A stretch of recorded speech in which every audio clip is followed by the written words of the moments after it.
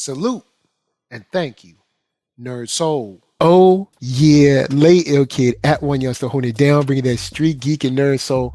Like, comment, subscribe, hit the bell. Let's go. Look, Alien. All right, we got episode 6 and 7. We're going to talk about it, have a good time. Right now, we're joined by, of course, Jay Shear. What's up?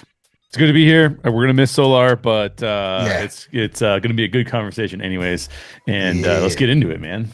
Okay, so now that you've seen both of these episodes, kind of, sort of, we have them backed up, sort of back to back. 6 seemed kind of like the calm before the storm. How are you feeling about the state of this show now? Are you like still up on it, or where are you at with it? Oh yeah, I'm still super. I don't think it's missed a beat in the entire. Like 6 was slow. You're right. It was slow, but it was also setting up a lot of the final confrontations that we're gonna get. And what I've been really pleased with this show, which is something we've complained about with some of the other shows that we've talked about and conversed about, especially the Disney Plus shows, is that this show is hitting all of the necessary requirements to get us to the end. It's not like we had these like awesome episodes in the middle and then it's like tailing off. There's like episode 6 was slow, but episode 7 was like, it set up all of the final confrontations that we've already been talking about wanting to see. Yes. Well, episode 6 did some awesome things in it where, like, for instance, I'll say I'm still high on the show, still like the show. Yeah. I know the show has its detractors, but I'm not one of them. I dig. This show had me go back and watch all of the Alien Predator universe movies from the beginning. That means starting with, Predator Killer of Killers all the way through. I still have one more movie left, which is Alien Resurrection. I'm waiting for that. So I'm going to watch that probably after I record this. But I've watched everything. Once I watch Alien Resurrection, that'll be everything. I'll be, completely refreshed on everything in universe. But this episode did one thing extremely well, which is it brought home the idea to these kids that you are not indestructible. You are not immortal. Yeah. Because I think they got kind of a taste of it with Wendy, but Wendy was brought back to a certain degree. They kind of like put her in the healing bed or whatever, and they fixed her. But seeing, when Slightly sees Isaac, aka Toodles or whatever, on the ground, that starts to bring a realization like, whoa, hold up. We were told we were immortal and we would live forever, and we were and even in episode 7, Wendy says like, we're premium, and it's like so it's just a very interesting look at how that brought that home. Also seeing Kirsh and Kirsch's attitude towards Boy in the 6th episode, where he's like, oh yeah, everything's okay, as he watches Toodles like go in and try to like do everything on his own, which I'm pretty sure he did that on purpose. Like he knew. But then even watching T.O. Sellis, like this episode, it's weird. It's like a calm before the storm, but it gives us so much. You get the turn, you get the turn from T.O. Sellis, you get the turn from Slightly, you get, of course, Arthur getting face hugged. We knew once he got fired, I think we all knew like, you're the one. But like episode 6 did a lot of stuff well, and then 7 started to capitalize on a lot of stuff. 7 is crazy. So I'll open it up. I guess. Well, no. You know what? What character do you want to talk about first? Ooh, I mean, let's talk. I mean, I know he's not much in 6 or 5, to be honest. But Kirsh. Let's talk about Kirsh because Kirsh is, 2 or 3 episodes ago, we all predicted that this show was really about Morrow versus Kirsh, and it's hard to argue that that's not true after watching episode 7. Yeah. Because it's basically like Boy is going to do what Boy is going to do. And Kirsh knows that Boy is overconfident, arrogant. And I think he sees that as like, here's an idiot human that I have to deal with who is smart, but he all of his humanness is going to be in the way of him being smarter than me. It's like kind of how I take it. He's never really going to be able to kind of surpass me, even though he believes he has, because of his arrogance, because of his pride. Like even with bringing T.L. Sellis into his own personal room and like his fascination, like T.L. Sellis is like, he's like, okay, all right, you want to bring me in your room? Sure, no problem. Like, and then him like, oh, I know who we're gonna infect. It's like, I think it's gonna be you, bro. Yeah, exactly. Who did you think he was talking about, by the way? I'm guessing Wendy's brother, maybe. Because he really wants him out of the way, maybe. That's true. I was wondering if it was just the what's the name of the bald guy that was in the room with him? That he was I guess he's another synthetic, maybe. Yeah, maybe. Yeah. But I was thinking either the brother or the female. What is it? And Solar's coming in. Cool. The female. Like therapist or whatever. The mom, if you will. Yeah. Arthur's wife. Yeah, that's not a bad idea. That's actually not a bad call that it could be her. Because I was figuring that might be the only two.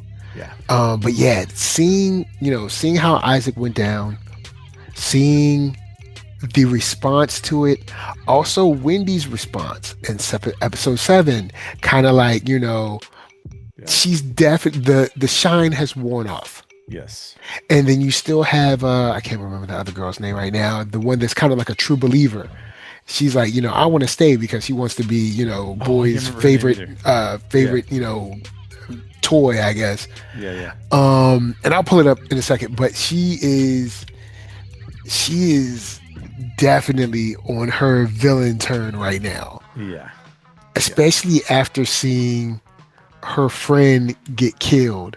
Yep. Which kind of like to a certain degree, it's like, girl. Yeah, I know. What you expect?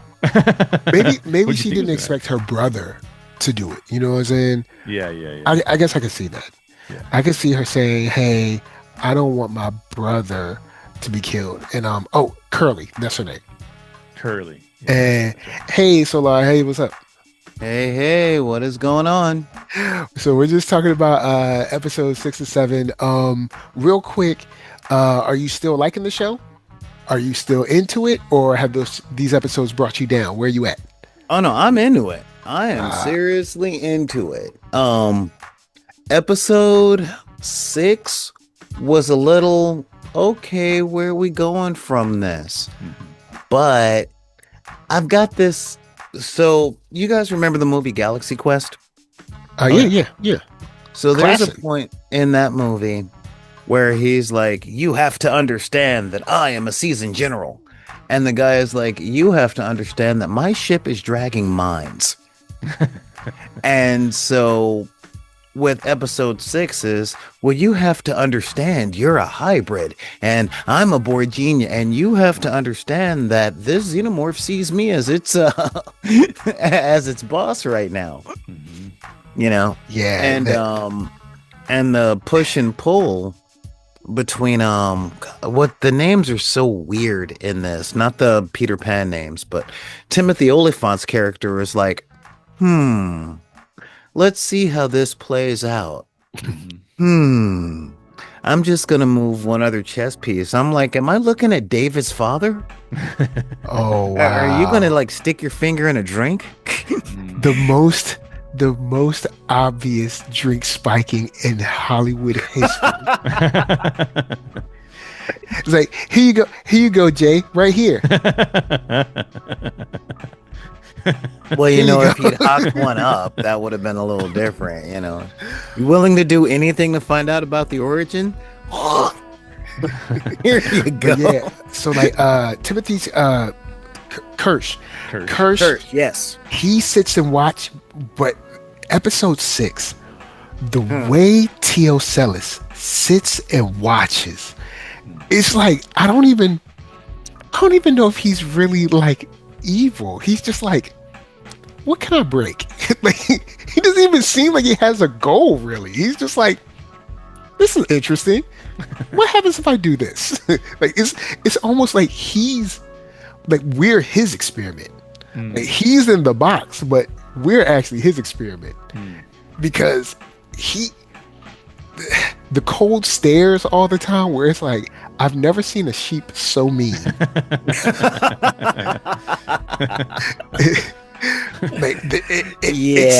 It's perfect. And he can't talk. Like, he can't talk. Like, I mean, he has communicated. Is it just me, or is like the Oculus sheep like the dude in the white suit in the Kung Fu movie? You know, we're just waiting, and we know the moment we look away, he's gonna do something really cool. And we want to, like, we're gonna look away, and everything's gonna be dead except for a xenomorph, a sheep, and like one of the hybrids. And then the sheep is gonna just be like munching down on like some hay or something. Yeah. You know. But Jay was talking about when Boy was making a mention of who he would put the Oculus into, Thievez. And I was thinking either at this point in time, because he doesn't know what's going on the other side of the island, he's thinking of either Wendy's brother or the female therapist. At least that's what I'm guessing. But it could just be one of those random guys that are like spraying down the hallway. Could be. But the fact that, you know, things are already hitting the fan, and he's just like, ooh, look at this alien that I think can, you know, is smart as me. I'm like, this is a bad idea. Like, like, bruh, you're first thing, you have enemy combatants on your island. You have two loose aliens now. Well, one semi-loose because it's kind of like a pet, but that's because it's a hybrid kind of. It's not a real alien. And then we also don't know how that's going to pair with the real alien, because the real alien went into a full human body and came out normally. Your kind of Wendy's alien is just part of a lung, and it just looks the lungs, yeah. So I wonder how that plays. But still, you have a full scale like problem on your island, and Boy's just like, are you forgetting about the flies? Yes, but I'm just saying the full scale problems everywhere. Your hybrids that you're supposed to launch, I believe, next month are dying. Then you also can't find them. Then then you got two xenomorphs on the loose. One which you know of, the other which you don't, but still, you know, people are dying out of the blue. You got enemy combatants coming in. Like, I don't even know what Kirsh is really telling you. But I figure Kirsh is like, yo, I set this up so I could get the win. Look who gonna get employee of the month, baby. So this is why we don't hear about Prodigy in the future. This is why. This is why. Because dude burns down his like he's just all interested in Thievez, and it's like but your island is in full panic mode right now, and you don't care. So, well, you know, we could just give him a violin, let him play it as the whole island burns, because that's what he's acting like. Yeah, it's not good, but this show is awesome, especially, you know, when you come to, you know, trying to get away, the whole thing with Slightly, and what is the boys? Let me find Smee. Oh yeah, Smee. Oh god, because Smee is god. Like, I was only going to help you. I didn't know anybody was going, you know. So, and then the way Arthur talks to him, saying, you know, like, hey, you know, it'll be okay. I know you're lying, but you know, I love you, and we'll get past it. It's kind of sad. Like, I just feel bad for him, man. Like, this whole island, this whole situation is bad. Well, you know, Neverland was never supposed to succeed, right? Like in Peter Pan, it was a doomed idea. The place where you never grow up and is sit with Arrested Development. That was Wendy's whole thing in the book. It was like, y'all can't do this forever. You know, you're this. It might seem fun right now, and there's a lot of literary tropes that show the idea of Neverland breaking down. The two that are coming to mind for me are Where the Wild Things Are and Lord of the Flies. Oh yeah. You know, when you got an island full of kids, eventually they're either going to grow up or we're going to see what happens when an entire society of people with no life experience and no one to guide them in right and wrong. I mean, it just essentially just gets crazy. Yeah. Lord of the Flies is crazy. If you guys have ever read it, if you haven't, it's worth a read. I think there's like 2 movies based on it now, right? Yeah. So yeah, but you get a chance to read it. It's wild, but you look at it, you're like, yeah, because kids are not nice. Like anyone who's gonna, especially public school, kids are not nice. Like it takes a while to mold them into semi-nice people. Well, it also takes them a while to develop the cognitive skills to navigate the world around them in a way that allows them to survive. Yeah. Because Lord of the Flies it pretty much just devolves into like might makes right. It's kind of like, look, where I'm stronger than you, or I have more friends than you do, so shut up. That's pretty much it. And so with our Peter Pan character in Alien Earth, we see what happens when you have a child that has more money than sense. Mm-hmm. Yeah. You know? Yeah, and then especially a child anyone who has either raised children, been around children, maybe like in a school setting or daycare or something, anyone would say, you know what, maybe we should make them super duper strong. And because it seems cool now, but when they have that tantrum, because even as like a parent, sometimes it gets to the point where it's a straight stare down between like, you're going to eat these carrots, that you just are, but are you going to stare down like a semi-Terminator with an attitude about eating their broccoli? Like it's a different game. You know what I'm saying? Anyone who's a parent or has been like worked at a daycare or something, they'd be like, don't put them in those bodies. If you put them in some plastic bodies or something, well, it's really hard when your parent style is domination to dominate a child that's stronger than you, and but on the other side of that, we see the soft parenting aspect between Wendy and her brother. Yeah. When he's like, all right, so the ideas that you have aren't exactly working out, and let's have a little talk about consent. So this is kind of what it means. So even with that soft parenting, when she has that realization, she's like, I'm angry and I can really, really hurt you. Yeah. It's like, it's something that I was afraid that this show was going to go into. I call it the 7 of 9 problem. Well, Star Trek Voyager was not my favorite Star Trek show. See, I haven't watched enough of Voyager to really know how her story plays out.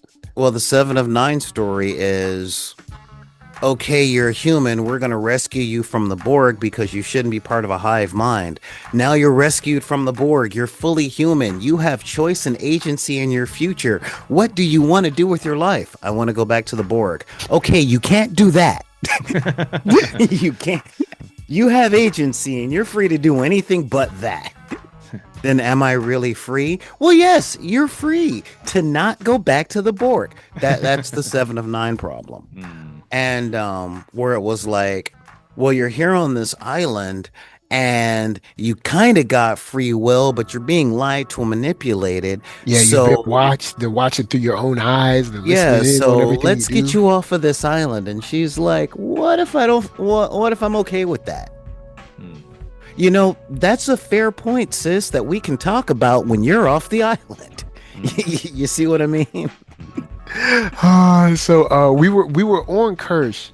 When it comes to Kirsh, especially in his moments through 6 and 7, do you feel like you see an end game in general, or is it just more of a kind of run of the mill, like, okay, I'm making sure I'm staying ahead of anyone who is a threat to the island?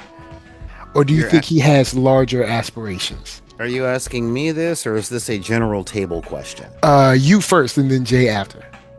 So my thought on Cursed is, as little Mr. Peter Pan Prodigy is going, this is the next evolution of human beings, and I finally have people that catches up with me, because if you thought Lex Luthor was bad in the Snyder Cut, wait till you get a load of me. You know, Cursed is going, you know, you did invent something amazing, but it's not what you think. They're not the next evolution of humans. They're the next evolution of us.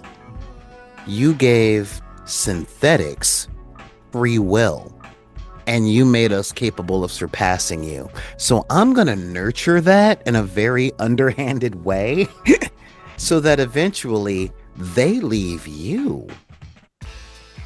But hopefully the situation will show you that you're not you are the smartest guy in the room. It's just you're in a room full of computers and you gave 7 of us agency. You know, that's where I see Kirsh is up to. That's what I see him doing. All right, cool, Jay. So. Yeah, I see it very similar. I think I was telling Michael before you joined Solar that, like we said on this show, it seems like this is going to be Kirsh versus Morrow, and that's exactly what 7 showed us, right? And I think that that's very much in alignment with what Solar is saying in terms of, who are the smartest people? The Weyland Yutani folks think they're the smartest people, and Boy Cavalier thinks he's the smartest person. And yet Kirsh and Morrow are sitting there going like, well, that's because you guys live in these fantasy worlds where you get to control lots of money and lots of people. But in the real world, with what's going on around you, that's clearly you've lost control of, we still have control, right? Like, so that's just a really fascinating thing to take a look at. I have to agree. Not to the point where it's like, no, you're not locked in. Yeah, I'm not locked in here with you. right. You know, but it's like, you guys are the smart. You guys are in really big sandboxes for the really big babies that you are. Yeah. Now, out here in the real world, you know. Yeah, because how smart are you if you see at least one Xeno get loose, plus those flies? Well, they did get them. They did finally get them. Plus your $6 billion robot get essentially just dissolved, and then someone else get face hugged, which means there's definitely going to be another Xeno somewhere. How smart are you if you're not even worried about that? Like, how, you know, would you consider that smart? Would you consider that intelligent? If there's not, he has no panic whatsoever. And I'm not saying maybe he should be like crying in a corner, but he should definitely be like rallying the troops or something. He's got panic. The thing is, he's got more hubris than anything. Yeah. He's like, I already have a plan for that. I already have a plan for that. Yeah. But as soon as Wendy was like, no, you're wrong, and I'm going to leave, and he was like, well, no. You see, you shouldn't be leaving, but, you know, it's not a big thing. Just don't let the word get out. Why? Are we in danger? Well, I do. Because perfect example how the 2 guards stood in front of her, because basically Boy wasn't finished speaking to her. And like, you know, when you're a parent, like your kid walks off, it's like, wait, I'm not done talking to you. But If it's a Terminator, the conversation's over. If it's a Terminator with a Xenomorph as a best friend, Yeah. the conversation's over. So what does it look like when because anyone who's a parent would say, okay, this is great. You built this Terminator with a child's brain, psychology, mood swings, whatever. What do you do when they want the Batman and you say they can't have the Batman because they've been disobedient? Mm-hmm.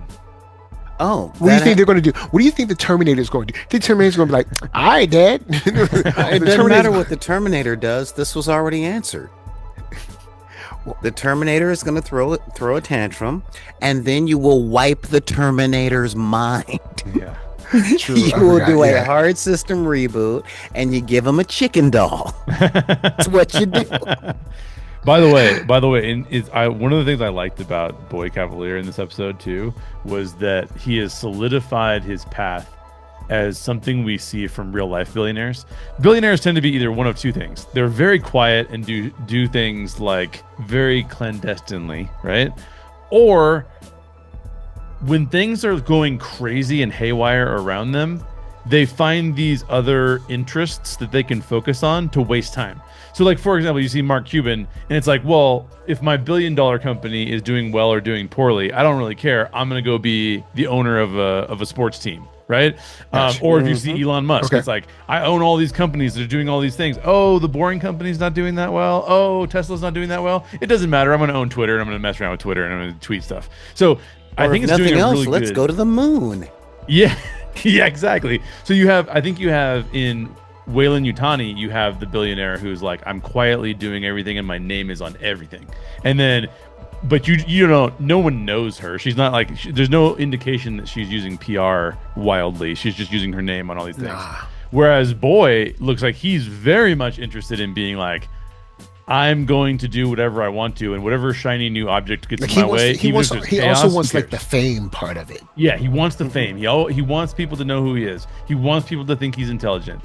And I thought what was cool about the juxtaposition of Kirsh and Boy in episode 7 was that Kirsh was playing 3D chess, like he knew Morrow's coming. I have to have a plan for Morrow to come. I have synthetics that are loose around the island, some of which have lost their minds.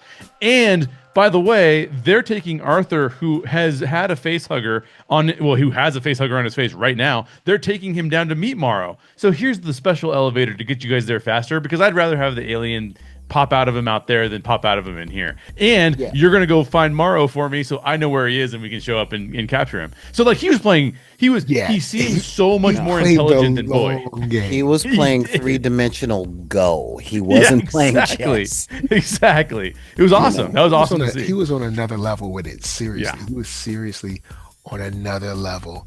And it was just, when it happened, I still think there's more to come, because they could have easily killed Morrow on the spot. Yes. Oh yeah.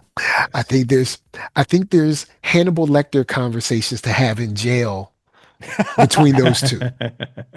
So what's the pension plan like over there at Wayne? It's good. Exactly. It's good. It's looking good over there. So when you were first activated, you lived on a farm, yes? So because it seems like their story isn't fully done. Right. Oh no. And he could have easily killed him, but I think this finale, if they nail this finale, I'll be extremely happy with this show. Yeah. Because they've got everything. It's interesting. They got everything in hand right now. See, it's interesting that I'm hearing you speak on this from a standpoint of antagonists when it comes to Morrow and Kirsh. Okay. There was a manga that I read back in 96, 97 called Sanctuary. And it was about two brothers that decided that Tokyo was in bad shape and they were going to fix it from the places that had power. So they rock, paper, scissored. The winner went into politics. The loser went into crime. and they were working with each other behind the scenes. The crime brother was taking over the Yakuza and setting things right on the street level, where the politician brother was working in the government to make things right on the government level, to make everything right for everybody else. So what I'm seeing between Morrow and Kirsh are two people that really control the goings of the two highest corporations out there, going, okay, how do we take down the actual problems? Because we know the future. Weyland Yutani, how can I put this? They're evil, but they're not malicious and they're not careless. Yeah, they're very well. I don't know. They probably are evil. After watching, because I've watched I've watched all the Alien Predator universe all the way through. Only have one movie left, which is Alien Resurrection. Weyland Yutani is like, they're just cruel. Like, okay, sidebar, real quick. Hold on to that. Weyland Yutani, not being evil. Aliens comes out. So here's Ripley. She gets, they find the ship. She comes out of her sleep. For all of her trouble, for being the only survivor, she's stripped of her rank, railroaded, scapegoated, and then the whole story is wiped clean as if nothing ever happened. Then they turn around and ask her to help them. Yeah. Take them to LV-426. I was like, yo, this company aged. Again. I said that they're evil, but they're not malicious and they're not careless. Or like everything they did to Ripley. Yeah, everything they did to Ripley was cold and psychotic and everything I would expect out of NBC, ABC, Disney, or IBM. True. Okay. Like they discredit her but then they're like, all right, we need you to actually tell us about LV-426 real quick. Yeah. And we'll give you your rank back. You mean the rank that you took from me? Like it was nothing. And in part two, she was like, mother, what? No, thank you. I'll go work. There's always work at the post office. Yeah. So, and then you had Burke, but then in Alien Romulus, the young girl that had the synthetic brother, when she had worked her 12,000 hours or whatever, and the lady at the desk just added 12,000 hours, just she was like, they were like, oh, we need more workers, so we're adding 12,000. Come back in 5 or 6 years. I was like, I was like, what? Again, like evil. I see why you have the bulletproof glass. Yeah, again, I see why you got it. Evil, but it's DMV evil. It's MetLife evil. And that's like Romulus. That's why I feel for those kids, because I get it. Well, they don't really tell their age. They seem like they're kids or kids on the cusp of adults. They look like they're around 18-ish, 17-ish, something like that. But I feel bad for them because they just want to go somewhere and not be under the thumb of Wei no more. Like they're like, yo, they're essentially keeping us trapped in like work slavery forever. We just want to go somewhere we can see the sun. Yeah. The other example, you gave a couple of good ones, Solar. The other good example would be CIA, because the CIA has done this numerous times. And by the way, if you had to be the arbiter of what CIA does or does not do, you are playing a different game. Weyland Yutani is playing the game of we stay on top no matter what. So no matter they're not malicious. Yeah, exactly. No matter the cost. And so like, how do you get to a place where you say, we're going to experiment on our own citizens? Well, you get to that place, unfortunately, because you hear that other countries are doing that. And if they're successful at it, they might take over your country. And so you go, maybe we should do that too. Now, that's not an okay thing to say. And so what you do is you end up having to like go down the line and hire people who are ruthless and who probably are truly evil. But up here, you're just making decisions that are like, well, let me see. All of the pieces I've got moving around here, these pieces aren't as important to me in terms of the bigger picture of what happened. Right. So I'm just gonna screw those people over. And like that's so it's very similar. Yeah, you nailed it right there. Weyland Yutani is the banality of evil, where Prodigy is the recklessness of hubris. Yeah. You know, so Weyland Yutani will do all these terrible things, but you know what's going to happen at the end when they win? There will still be a human race. Yeah. They understand that we're trying to control everything, so you can't destroy it all. Right. You can run it most of the way into the ground, you can break its will, you can subjugate it, but you cannot exterminate it. And Prodigy is like, honestly, as much as I hate making fun of this movie because I actually like it, the crew of the Prometheus pretty much worked for Prodigy. You know, I'm going to a completely different place. What's that thing out there? I'm gonna lick it. Let's just see what happens.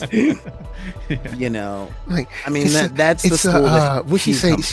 It's an invitation. You don't know what it is. You have no idea.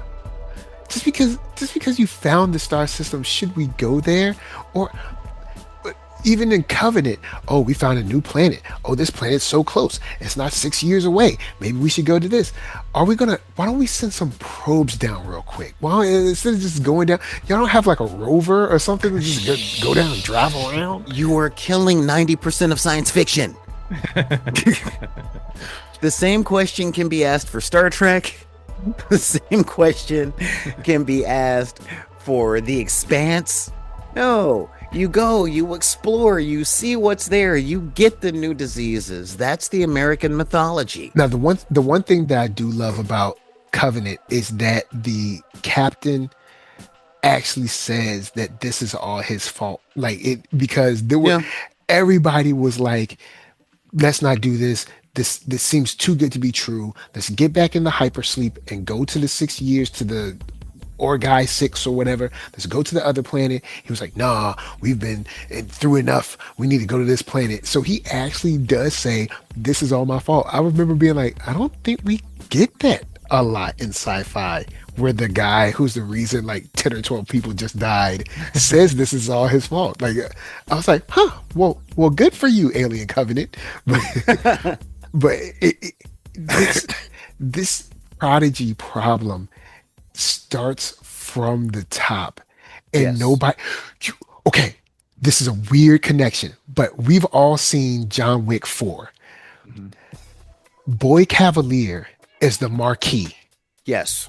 Kirsh is that old dude that keeps telling the Marquis, "You're doing a lot. You're pushing them too hard." Wait, you mean Clancy Brown? That character where he's basically like, you're pushing, because the high table concept works as long as it seems like there's a fairness. Because if all the Continentals feel like, well, you're just going to blow up my Continental anyway, like you did to New York, why follow the high table? Yeah. If you go around killing, stabbing, choking, putting heads on pikes, then people will be like, well, if the high table's going to do this, why follow him? I might as well just be out for my own. And that's what he was trying to tell the Marquis. The Marquis he wanted to stomp around. He wanted to make a big splash. And I kind of get it, because John Wick he killed a member of the high table. But the old guy was right. He's like, look, you're pushing hard. Pushing real hard. You're talking Winston. Okay. No, not Winston. What was the character's name? He was the arbiter or whatever. The guy. Okay, so Clancy Brown's character, yeah. He was like, yo, you're pushing hard. You push too hard, then the system shatters. Because if the system is nothing but punishment, there's no reason to stay up under it. You sound like half of the articles I've read about Vader killing his captains. I mean, it's true. So Boy Cavalier is like the Marquis. He's just like, this is great. Do whatever I want. Oh, this is awesome. No problem. It's great. Oh, TL Sellers, just bring it into my room. And Kirsh was like, in your room? All right. Okay. In your room. in your personal room. We've just watched the video where this thing is definitely calculating and thinking of ways to just. I don't even think Teosellus really has a plan. Ways to do something unpleasant for us.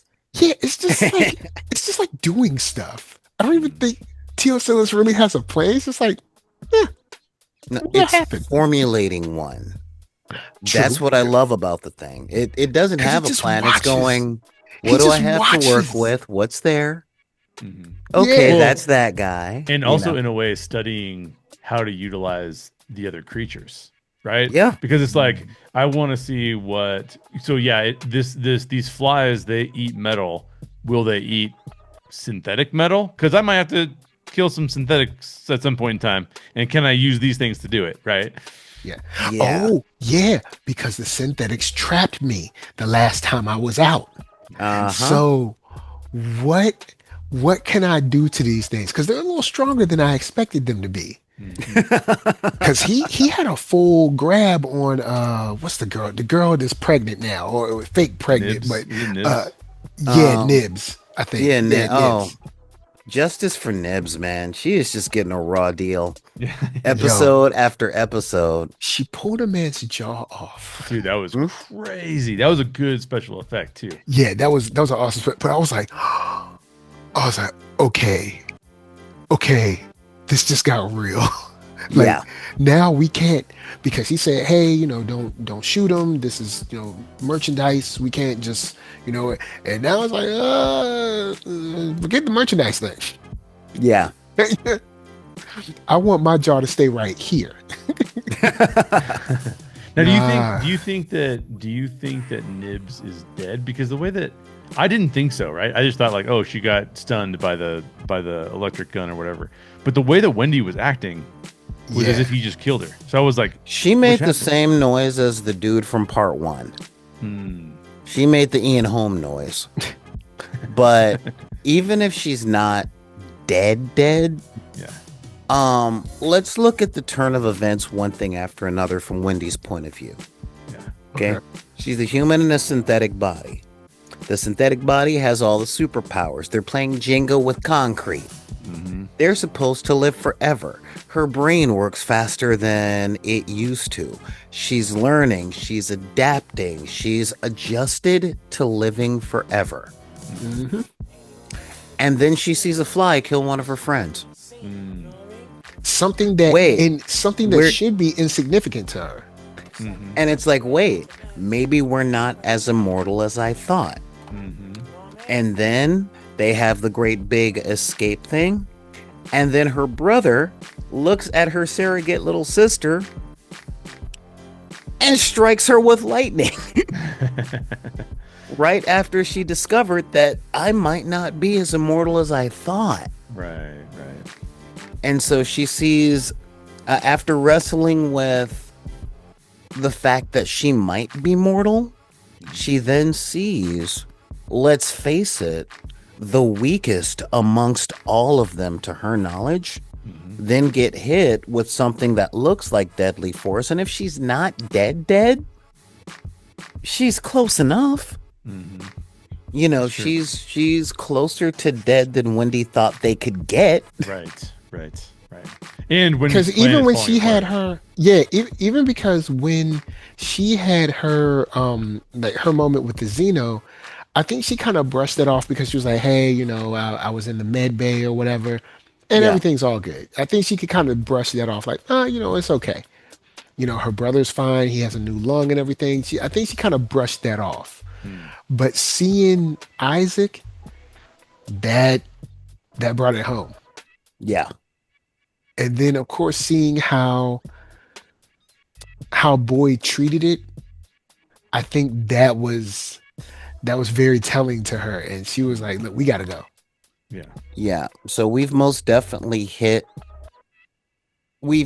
one of those Rubicon chapters in the story as far as Wendy is concerned. There is no going back for her as far as character development goes.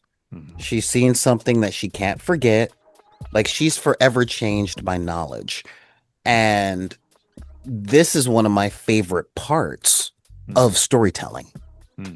you know, when the psychological Rubicon is crossed, when the character knows that there's no going home or believes there's no going home.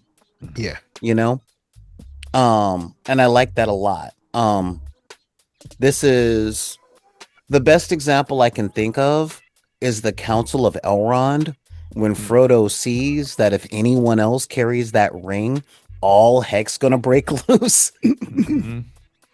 You know, because they're already arguing and it's just sitting there on the table going, hey buddy, hey buddy, hey, how you doing? And he's like, fine, I'll do it.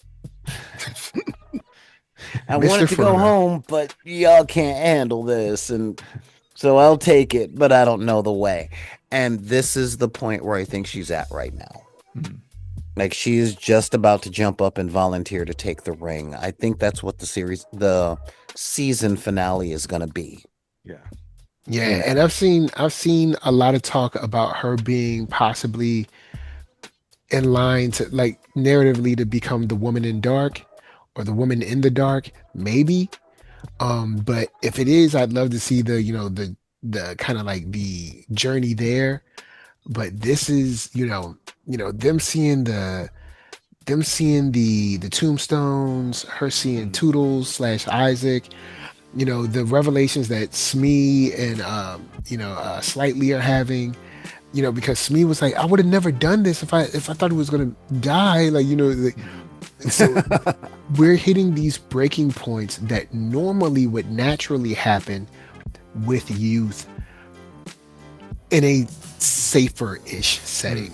Because usually you're not around aliens and people getting killed and stuff, but usually you're around you're around kids, and I've said this before, and you guys may have experienced it before too, somewhere in middle school, or you guys, I don't know what you might, junior high or whatever, but middle school, 6th and 8th grade, something happens where the friend that you're going to just be a regular citizen, I don't know, work a job, or become a manager or something, or maybe an entrepreneur, or you're going to jail. Like something just happens in 6th to 8th grade where it's like, kind of like the Smee thing, friends that you play basketball with, or two-hand touch or whatever, and you're like, yo, you stole a car?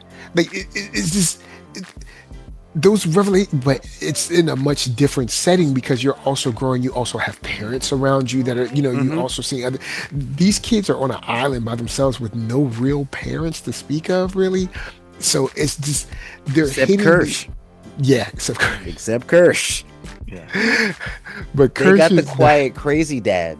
Yeah, he's not the greatest, because Kirsh could have easily been like, leave the stuff alone, I'll handle it when I get back. But he was like, nah, Toodles, go ahead. And he was just you say not the best. I'm not just saying this because it's the kind of father I am, but it's the kind of father that I chose to be. Where instead of like, no, you put that down, you do this, Kirsch is like, wait, zap, fall, cry, break. Hey, wake up. Not going to do that again, are you? Like, yeah, no, I let you fall because I knew it wasn't going to be fatal, and I knew you weren't going to listen if I said, no, don't come back. So what did we learn? No, don't come back. And so I will tell you, as a parent of an adult, you're getting there. You, my friend, are getting there, because that's what it's like being a father of a tween. Okay, when they just finish elementary school, they're just starting junior high school, and you're like, I told you that fire's hot, but you had to find out for yourself. I mean, look, I'll be honest and say it. I was like either 29 or 30, somewhere around that age, 28, 29, 30, something like that, before I called my dad and thanked him for keeping me away from what he called those knucklehead boys, because he was right. A good number of them are in jail or they're dead now. Yeah. Straight up. but they were cool. Yeah. And I wanted to hang with the cool kids. Yeah. And now it's like, yeah, he was because but see, that's the thing that, Wendy and them don't have. But I mean, you're mad at your dad, like, I gotta stay home, I can't be with them. No, Dad they rules got everything. Kirsh. And it's like, no, Dad knew. Dad could see those boys, and he knew those boys weren't gonna be nothing. Yeah, and she's got Kirsh, because see, I thanked my mom for letting me have that freedom, where it was like, I did hang out with the knuckleheads, just not the knuckleheads from my neighborhood. They were knuckleheads from the valley.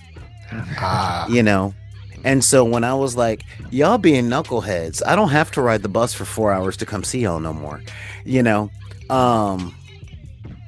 But it was, in a lot of ways, I was like these android kids where they're processing information so fast because of their brain. And with kids like that, you can't just say, with kids that have the pattern recognition and process all that stuff, because I said so can't be the whole of the law. It literally is. Don't run in the street because you might get hit by a car, which could break 2 or 3 bones, which could then puncture some organs. But don't take my word for it. Let's just see what happens. And if my mom had not worked at a hospital, I would not have learned as much as I did. Yeah, that also changes the game too. But yeah, these kids are at a crucial period, and there's so many revelations, like kind of like the "we're not immortal" thing that they're going through. And when that soldier said right in front of Wendy and Nibs, merchandise. He did not call them people. He did not call them kids. He did not call them these two, those, them. Yeah. Those girls, nothing. He said merchandise.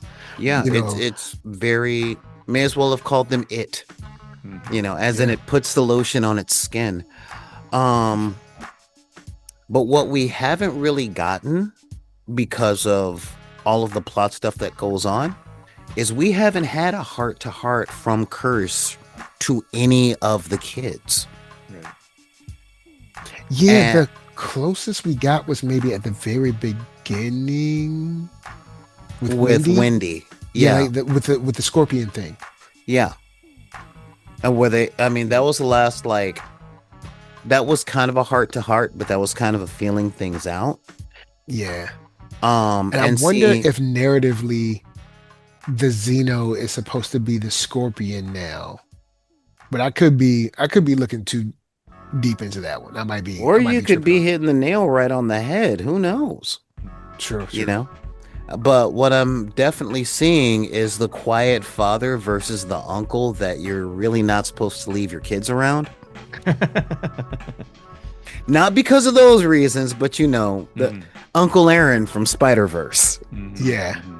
Where they got a couple of cool lessons, but if you let them stay around Uncle Aaron too much, you gonna be doing something illegal.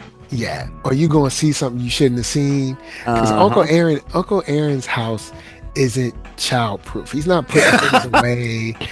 He still has the album cover of like so-and-so, like in her prime. Are you talking the black 70s. velvet painting of the lady with the afro and no shirt? Like he just has it up prominent, and you're like, it's like you gotta keep those things away. Yeah.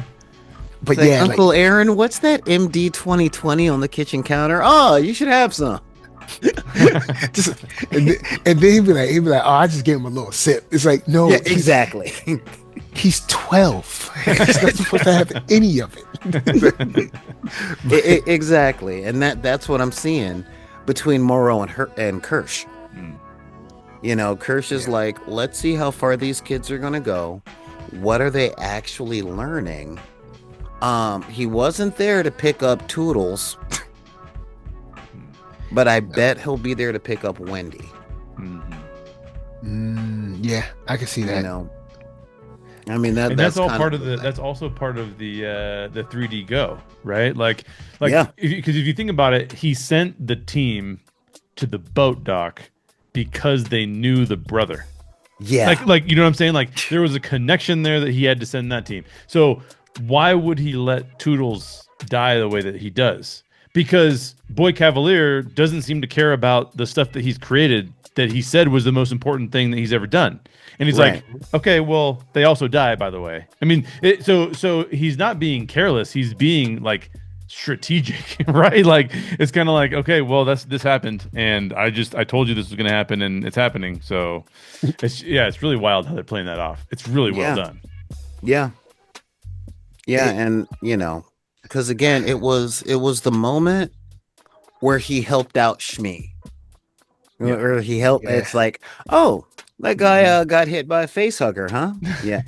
Wait, you tried to give it a shake? To take the service elevator. Yeah. Yeah. All right, y'all. No, yeah. Like, I can't believe you guys are doing that. You don't take it out the living room. You take it out the side door. All right, now, side door. I know we're almost at time, but funny true sibling moment when Smee was like, "You're doing something in there. I know you are. Open the door. Let me see. I want to."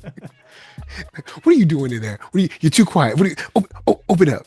Like that was a funny sibling moment. Like that's how. But of course, the stakes are a little bit higher on this. Yeah. And it's like, if I show you, you're part of it now. Do you guys think that Morrow, like, part of me is a little frustrated with Morrow because I feel like he didn't. Obviously, he has the whole team going in, so he's got multiple options, right? He's like, even if Shmi and Slightly don't work this out, but like he Slightly, one of the reasons that the what do they call the baby xenomorphs? The chest face huggers and chest bursters. Yes. One of the reasons the chest burster came out early was because Slightly didn't know what he was doing in terms of how he's going to get him out of that room. Yeah. You know what I mean?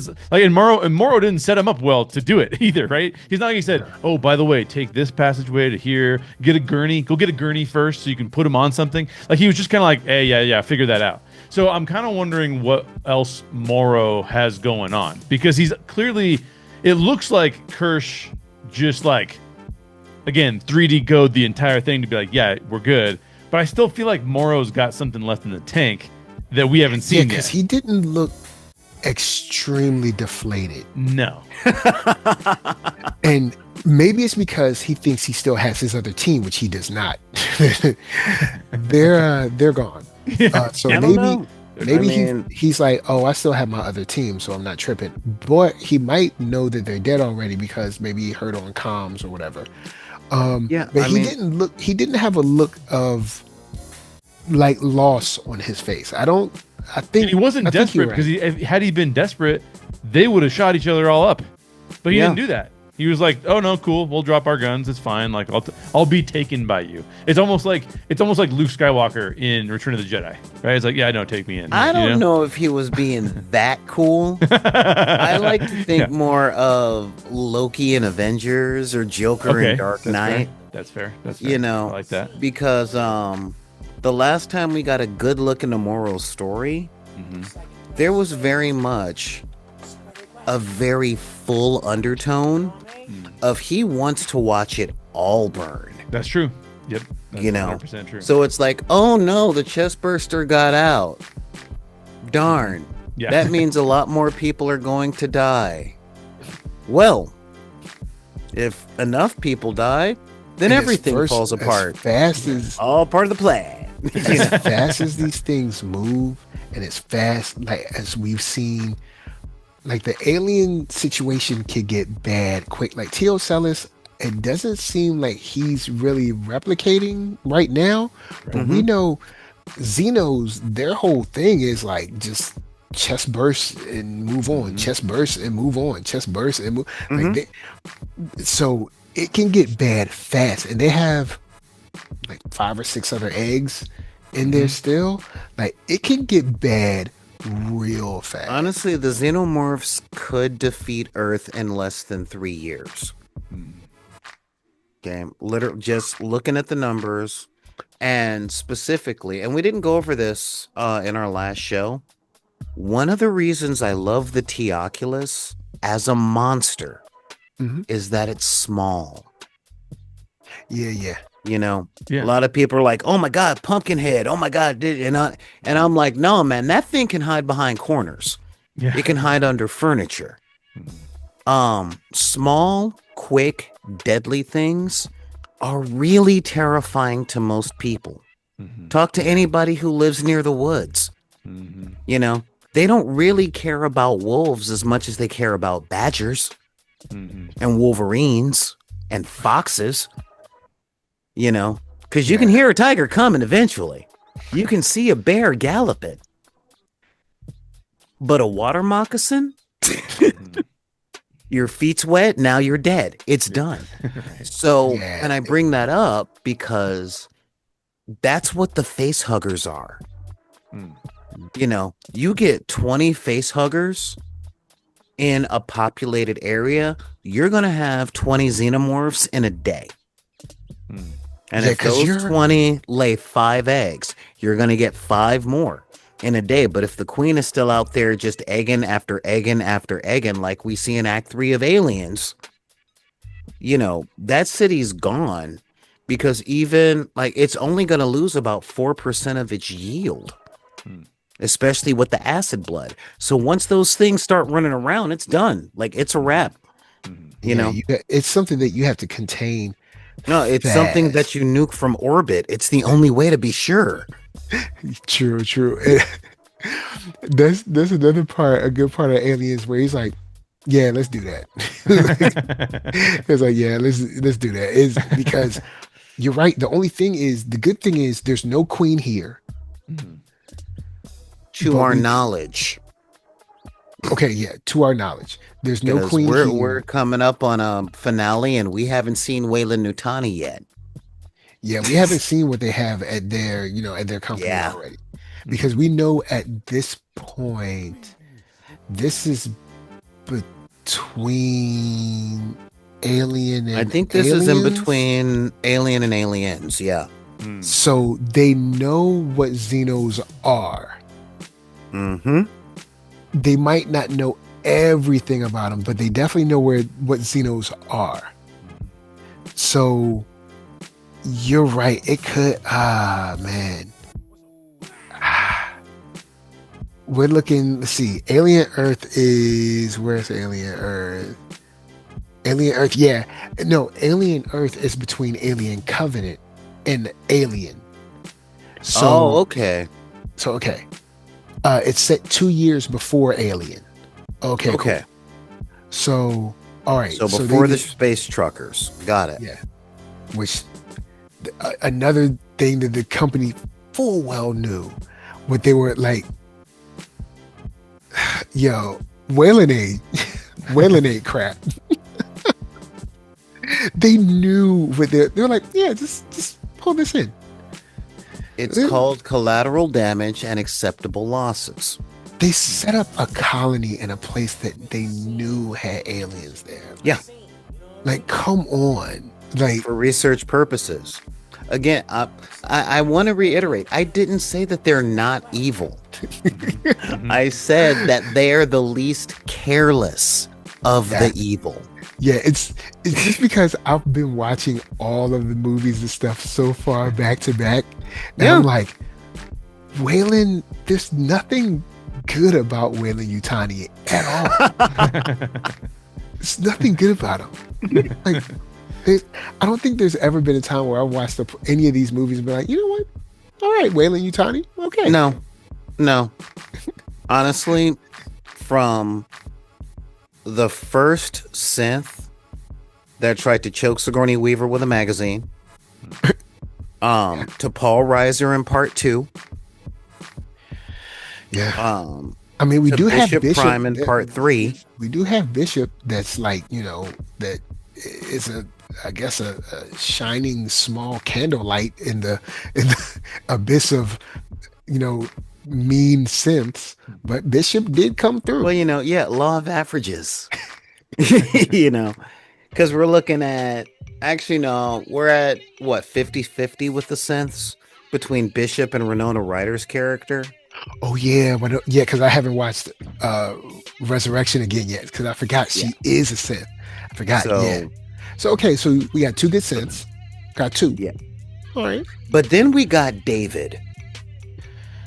Another thing I noticed. Okay, after this, I will go to final thoughts. I promise you. Everybody who's watching, think hard. Technically, at this point in Alien Earth, and even at the end of Alien Resurrection, David is just still out there somewhere. He's just out there somewhere, loose, free. Like he's, because I looked at the end of the movie. I was like, hold on, whoa. So he's just out there, yeah, somewhere. Yo, yeah, need to the ring the real alarm. Villain of the franchise. like, I would be fine if Weyland Yutani was doing all this stuff to catch him. You know what? That would like he's just out there. Yeah. He's just out there. And he's not out there licking the weird stuff. He's like, he's out there. What kind of monster can I actually make?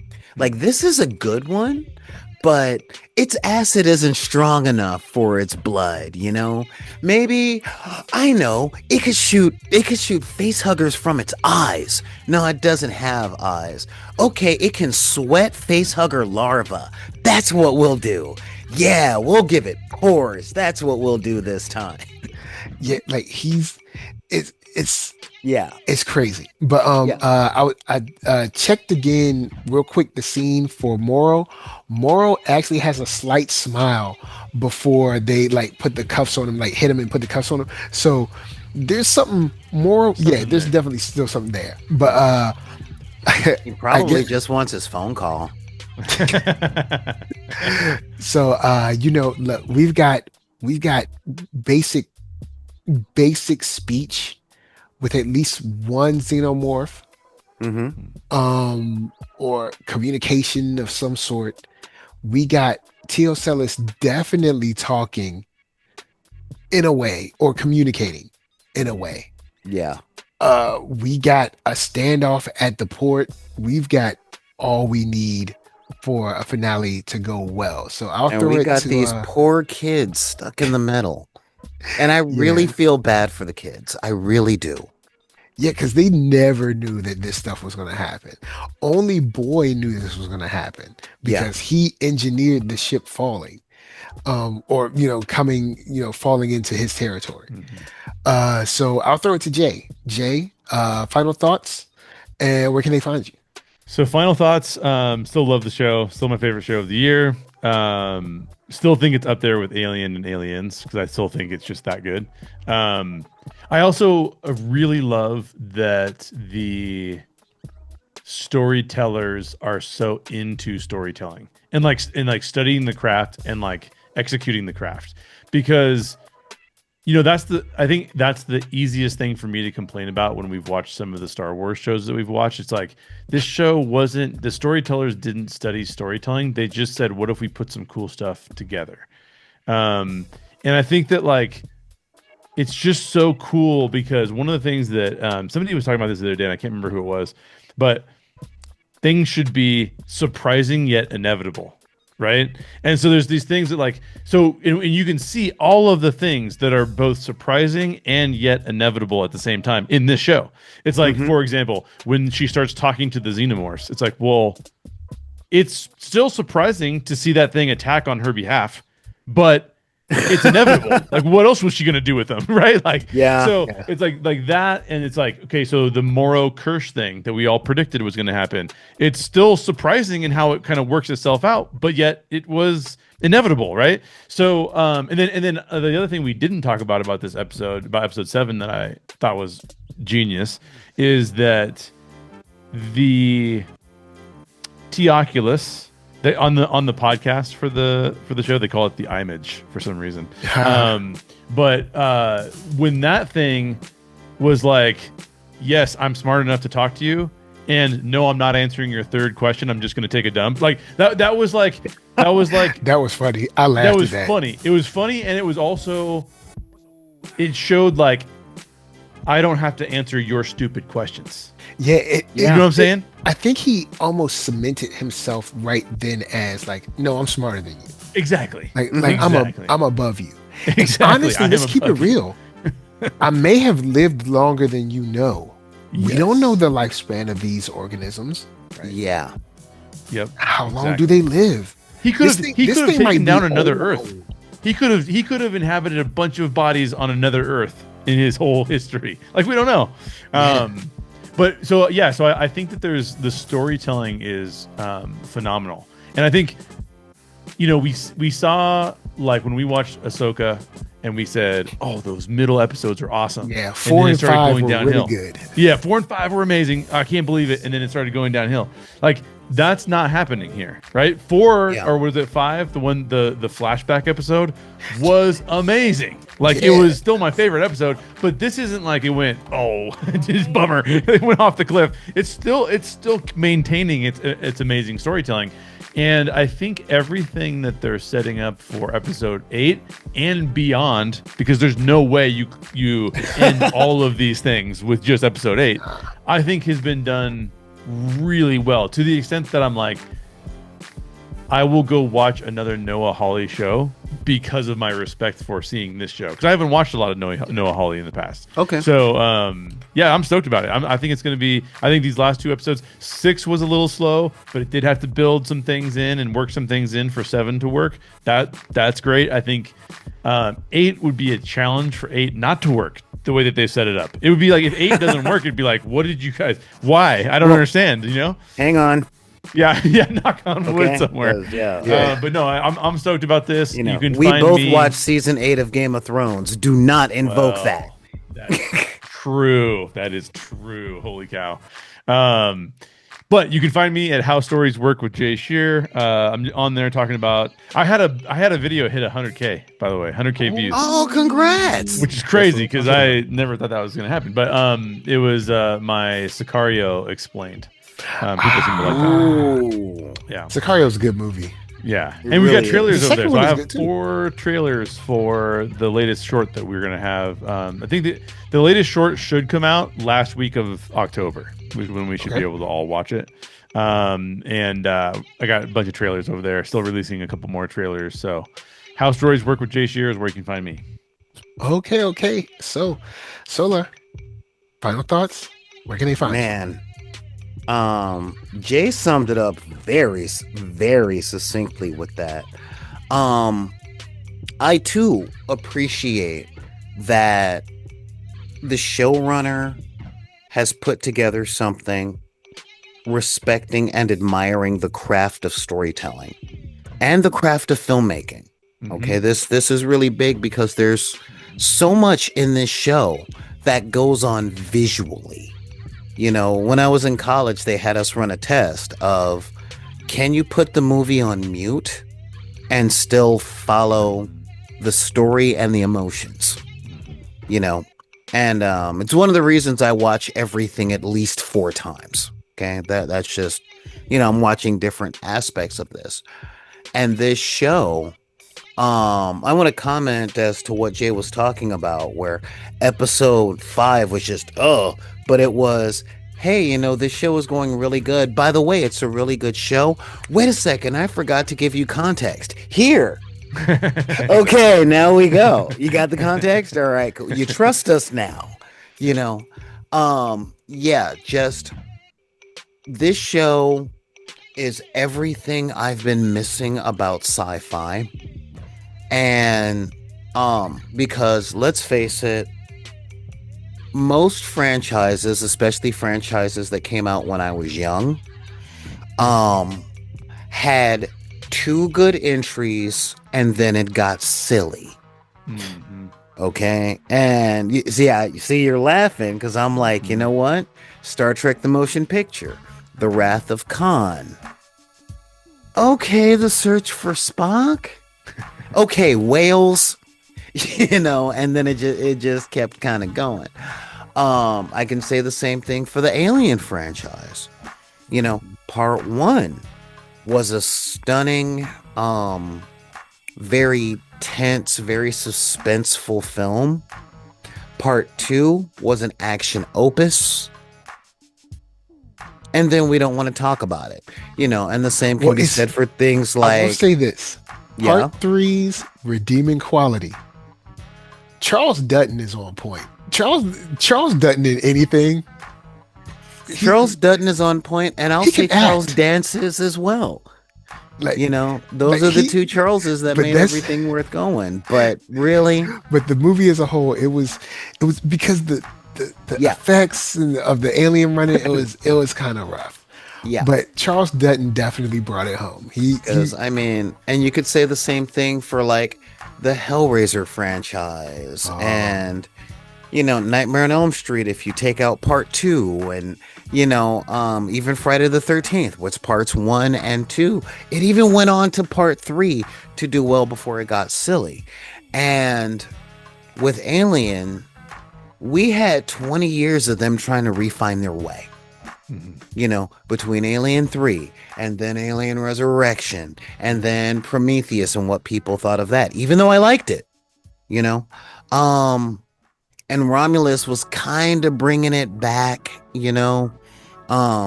And Covenant was kind of bringing it back. But honestly, before this show, the best piece of media for this franchise was the video game where you hid. You know, that was, and I'm not saying that's a bad thing, because video games are legitimate media, but it didn't have that contemplative and layered storytelling. You know, the fact that we're limited to about an hour on this podcast, but let's be real, the three of us could talk about this show for a day. Yeah, and if you started to try to draw comparisons between this, or maybe narrative links between this and like any of the comic book stuff or anything, like we could go on forever with this.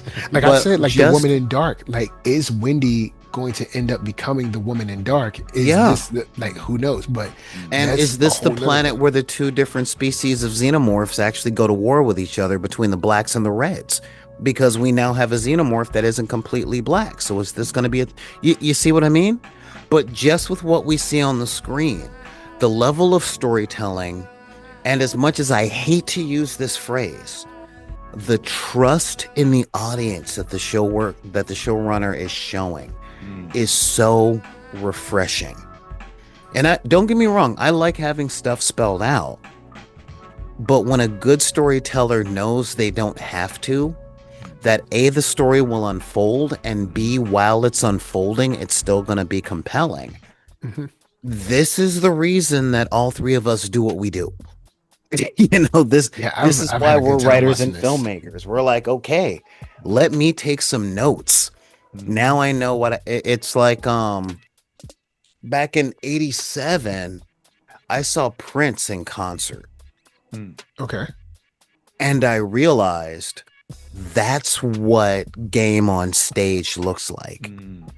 You know, just like if you were on a basketball team in '91 and you saw Jordan play for the first time, then you got out there and started practicing that jump shot and practicing your dribbles, you know. And the storytelling in this show, and again, I was cynical because this was the feature at San Diego Comic-Con this year. You know, it was like, we're pushing Alien, we're pushing Predator. And I'm like, is this why Marvel and DC released everything before the festival circuit? And now I get it. I completely get it. Yeah, because if Predator Badlands is on this level, we get. Well, you know what? Because Killer of Killers was already dope. Yeah, and Prey was on this level as well. I actually like.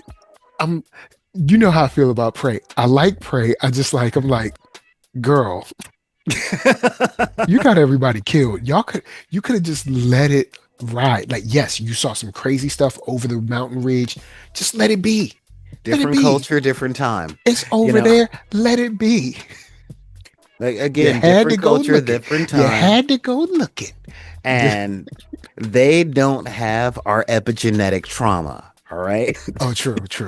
So, but yeah, so the storytelling in this, the acting performances are so top notch. Like, I feel for all these characters, and I gotta say, this is, in my opinion, the best produced television show this year. Okay, best produced. Not my favorite. That's Peacemaker, because I need whimsy. Yeah, I think there's no whimsy in this. Yeah, this is not whimsical. This is sit down, the grown-ups are talking. Yeah. You know, and I appreciate that. I appreciate that a lot. Episode 6, I didn't find very boring. What I saw, because I like setup. I like character study. All y'all here at NERDSoul, y'all can come at me. I liked season 2 of The Walking Dead. Okay? I did. I liked it a lot. I'm like, who are these people and why do I care? And season 2 came around and I'm like, oh, that's who they are and this is why I care. And John Bernthal has a future, just not in this show. I hate this guy. But and yeah, I'm glad he's dead and I hope he burns in another show. So episode 6, I saw that. I saw the aftermath. I like psychological consequences. You know, I like seeing that the circumstances of the plot actually affect the characters in believable ways. Got you. Not to say that I want all of my protagonists to suffer from PTSD in every single story that I see, but I think it's a good addition to stories like this, because these are kids. They're being used. They're seeing stuff that kids should not be looking at. They're being forced to grow up as fast as we were in the 80s. And they're showing the effects on that. Like, we could do a whole show about the different ways trauma are manifesting in each of these different hybrids, but that's a whole show that we should probably do on Back in the Deck or at BID_P at twitch.com one of these days. But I'll be down for with now, that. Huh? So I'm down for that. Yeah, but I'm still down, just taking care of a couple of things. Hopefully I'll be back at the beginning of the year, but until then, you can find me at Back in the Deck on Instagram, because there's so many social media things, and I'm old, y'all. I'm old. Okay, my kid is Generation Z, as in they're filled with college debt and have full-time jobs. So I'm old. I don't have all of the blue sky and the X and the Twitters and the TikToks and the Vines and I don't know them all. So I'm on Instagram. It is a lot to reach keep out up to with, me y'all. on Instagram. You know. But yeah, and again, thanks for having me on this show, man. That's cool. I man. love talking about this stuff with you guys. My final thoughts. One is, this is how we know this show is good. We have not rewrote this show once. Not even a bit. Oh, dude. We always have to Oh my rewrite God. shows. Always rewrite it. Yeah. We've You are never so rewritten right. this show. Yeah. We've never rewritten this show. Never. Oh. Not once. Yeah, we haven't thrown a pitch. Yeah. We haven't been we just like, get to wait a turn this on second, and we enjoy could do it this way. Yep. No. We just No, turned it this on is- and enjoyed it. Oh, man. Yeah, we've never rewritten the show. Oh, this show is definitely in the running for Best New Show of 2025 in the NERDSoul Awards. They don't exist, but maybe will exist one day. Along with, on the anime side, To Be Hero X, definitely in the running for the Best New Show. And I know people be like, it's produced in China. Look, anime is anime, y'all. Y'all know good and well it's anime. If you're counting The Last Airbender, then you got to count this too. Yeah, it's To Be Hero X is a great look at corporate structures, hero worship. What does it mean to be a hero? Who controls what a hero is? It's To Be Hero X is great. But anyway, Alien Earth episode 6 just had me like, okay.